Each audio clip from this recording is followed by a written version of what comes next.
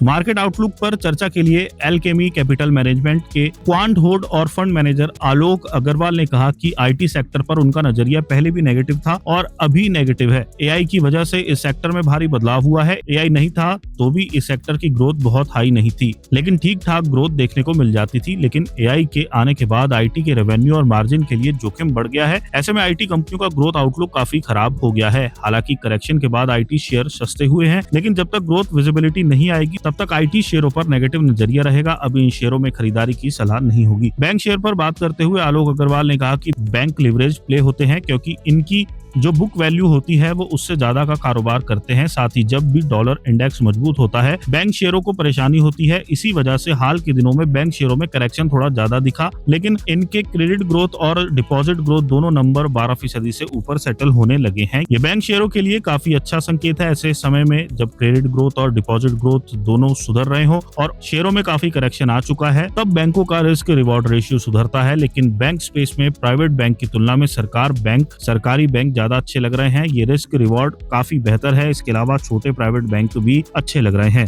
Capital goods शेयरों पर बात करते हुए आलोक अग्रवाल ने कहा कि इस स्पेस में पावर के वैल्यू चेन में आने वाले शेयरों पर उनका नजरिया काफी पॉजिटिव है। इसमें ट्रांसमिशन और एचवीडीसी लाइंस से जुड़े शेयर शामिल हैं, लेकिन ओवरऑल कैपिटल गुड्स को लेकर नजरिया बहुत पॉजिटिव नहीं है। इन शेयरों को सरकारी कैपेक्स से फायदा होता है, लेकिन इस समय सरकारी कैपेक्स में बहुत तेजी से बढ़त नहीं हो रही है। ऐसे में सरकारी कैपेक्स पर निर्भर कैपिटल गुड्स शेयरों पर दबाव दिख सकता है। तेल की कीमतों में बढ़त से सरकार के पैसों कमी हो सकती है। इसका असर भी इन शेयरों पर दिख सकता है। जिन कैपिटल गुड्स कंपनियों का एक्सपोजर मिडिल ईस्ट में ज्यादा है उनमें काफी ज्यादा वॉलिटिलिटी देखने को मिल सकती है। आलोक अग्रवाल ने कहा कि इस समय एफएमसीजी शेयरों से दूर रहने की सलाह है। युद्ध से ऑटो सेक्टर के डिमांड पर भी असर संभव है।